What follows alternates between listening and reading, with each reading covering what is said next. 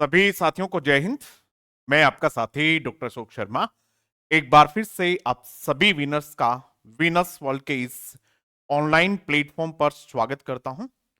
आज कार्मिक विभाग का एक नोटिफिकेशन आया है और उस नोटिफिकेशन के बाद लगभग तैयारी करने वाले सभी बच्चों के दिमाग में एक बात है, एक शंका है कि सर परीक्षा पैटर्न में और सिलेबस में कितना बदलाव है, किस प्रकार का बदलाव है, क्योंकि वो बहुत स्पष्ट समझ में नहीं आ रहा है। तो बच्चों की बड़ी जिज्ञासा है कि उसको थोड़ा एक्सप्लेन किया जाए कि क्या बदलाव है। तो हम उस पर आज चर्चा करेंगे। दो तरह के बदलाव हैं, एक तो सिलेबस में बदलाव है और दूसरा जो 40% का रूल था। 40% का रूल आप जानते हैं कि आरपीएससी के किसी भी एग्जाम में हर पेपर में 40% मार्क्स लाना आवश्यक था, उसमें भी बदलाव किया है।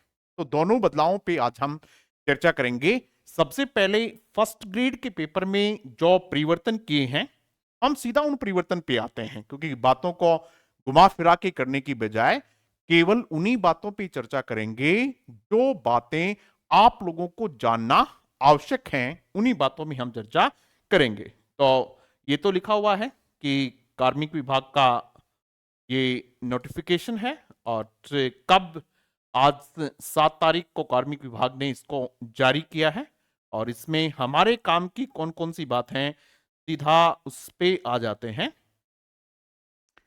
ये जो हमारे काम की हैं वो यहाँ हैं चीजें, ये यहाँ अपन उनको समझने का प्रयास करेंगे। प्राध्यापक के परीक्षा जो है उसकी स्कीम और पाठ्य विवरण जो है उसमें क्या है। परीक्षा जो है वो 450 अंकों की होगी। पहले कितने अंकों की होती थी?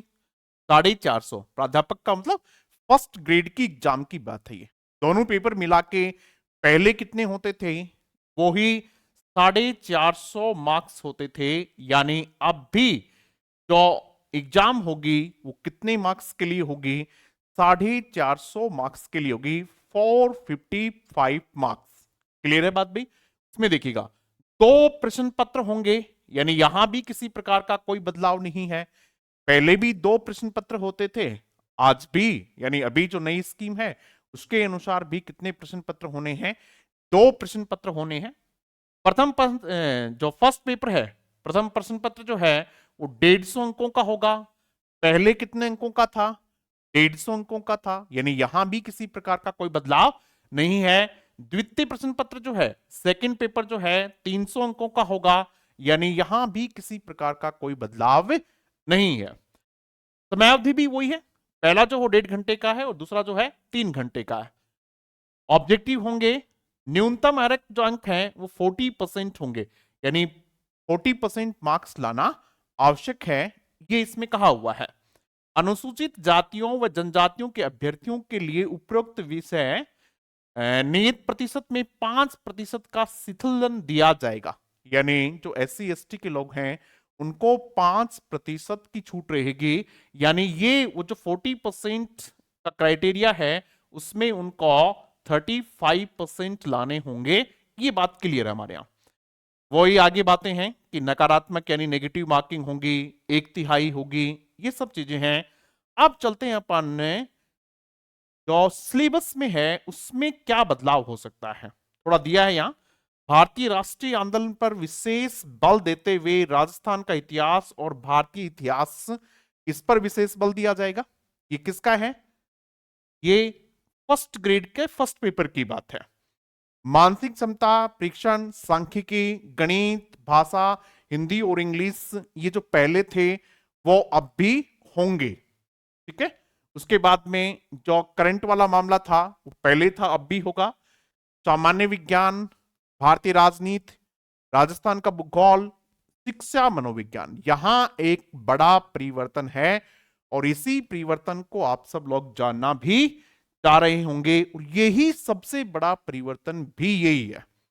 क्या परिवर्तन है भाई? पहले ये जो फर्स्ट पेपर था उसमें शिक्षा मनोविज्ञान यानी साइकोलॉजी नहीं पूछी जाती थी। कहां पूछी जाती थी? साइकोलॉजी सेकंड पेपर में पूछी जाती थी।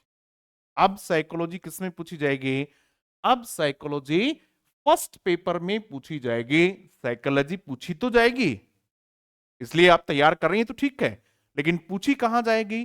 पहले ही जो सब्जेक्ट का पेपर था उसमें क्वेश्चन आते थे। मानो आप इंग्लिश का दे रहे हैं तो इंग्लिश का जो सब्जेक्ट वाला पेपर था उसमें आते थे साइको के क्वेश्चंस, 20 25 30 क्वेश्चन आते थे।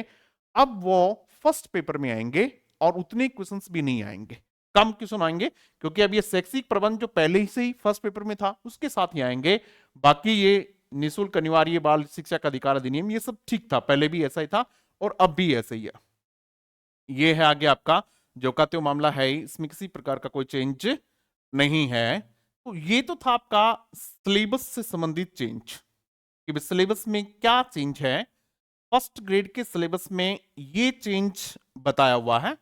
और अपन देखते हैं, जो मैं 40% वाली बात कर रहा था वो उस पर भी चर्चा करते हैं थोड़ी सी। ये है वो, ये है देखिएगा, ठीक है। प्रश्न पत्र द्वितीय में, ये तो पहले अपन चलते हैं।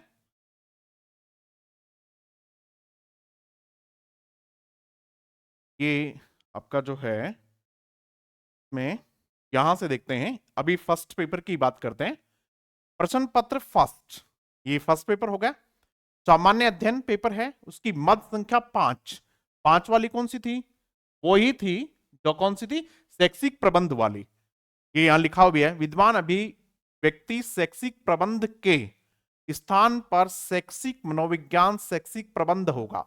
यानी पहले जो फर्स्ट पेपर में शैक्षिक प्रबंध था उसके स्थान पर अब क्या होगा? क्या होगा अब इसके स्थान पर? शैक्षिक मनोविज्ञान और शैक्षिक प्रबंध होगा। बस यही चेंज किया है। अभी हम किसकी बात कर रहे हैं? अभी हम फर्स्ट ग्रेड के फर्स्ट पेपर की बात कर रहे हैं। उसके बाद देखिए यहां सेकेंड पेपर में क्या है? विषय की मत संख्या 4। 4 जो है वो साइकोलॉजी वाला पोर्शन है, ठीक है। उसमें शैक्षिक मनोविज्ञान हटाई जाएगी, तो वहां से शैक्षिक मनोविज्ञान क्या कर दिया जाएगा? हटा दिया जाएगा। सीधी सी बात है, बहुत ज्यादा परेशान होने की, चिंतित होने की कोई बात नहीं है। ले दे के एक ही बात कही गई है कि जो साइकोलॉजी सेकंड पेपर में आया करती थी अब वो फर्स्ट पेपर में आएगी, इसके अलावा किसी प्रकार का कोई चेंज नहीं है। क्लियर हो गई बात भाई? यानी आपकी तैयारी जैसी चल रही है वैसी ही आपको तैयारी करते रहना है। इससे कोई फर्क नहीं पड़ेगा आपको कि फर्स्ट पेपर में पूछी जाती है या फिर सेकंड पेपर में पूछी जाती है। ठीक आप तैयारी कर रहे हैं, इससे ये ज्यादा ठीक रहेगा आप लोगों के लिए कि ये वैसे भी सब्जेक्ट के लिए ठीक नहीं था। फर्स्ट पेपर में ही होना चाहिए था, तो फर्स्ट पेपर में ही है, तो कोई दिक्कत आप लोगों को इसमें नहीं होने वाली। अब चलते हैं अपन वरिष्ठ अध्यापक के पदों के लिए प्रतियोगी परीक्षा की स्कीम और पाठ्य विवरण के अधीन प्रश्न पत्र फर्स्ट के क्रम संख्या 6 में विद्यमान अभिव्यक्ति प्रत्येक प्रश्न पत्र के लिए हटाई जाएगी। अब आते हैं अपन सेकेंड ग्रेड का है ये, क्योंकि ये लिखा हुआ है वरिष्ठ अध्यापक के पदों के लिए। वहां जो क्रम संख्या 6 है उसमें यह है कि 40% मार्क्स जो हैं वो प्रत्येक प्रश्न पत्र के लिए आवश्यक है। अब देखिएगा, सेकेंड ग्रेड के जो बच्चे थे, इंग्लिश वालों की बात कर रहा हूं, उनका पेपर कैंसिल हो गया था और कैंसिल भी फर्स्ट पेपर हुआ था। फर्स्ट पेपर उनका वापस से हुआ और वापस बहुत सारे बच्चे उस पेपर में 40% मार्क्स नहीं ला पाए और 40% मार्क्स नहीं लाने की वजह से वे बच्चे एग्जाम फेल हो गए। दूसरे पेपर में उनके अच्छे मार्क्स थे, पहले में नहीं थे। अब ये जो बाध्यता है, 40% की बाध्यता तो रहेगी, लेकिन क्या हटा दी जाएगी? प्रत्येक प्रश्न पत्र की बात जो थी वो हटा दी जाएगी। यानी दोनों को मिला के 40% आने चाहिए, तब वो ठीक है। क्लियर हो गई बात? ये प्रश्न पत्र द्वितीय में भी क्रम संख्या 5 में विद्यमान अभिव्यक्ति प्रत्येक प्रश्न पत्र के लिए हटाई जाएगी। ये प्रत्येक प्रश्न पत्र वाली जो बात है ये सिलेबस से संबंधित नहीं है। ये वही बात है कि प्रत्येक प्रश्न पत्र में 40% अंक अनिवार्य हैं, ये वो बात है और वो हटाई जाती है।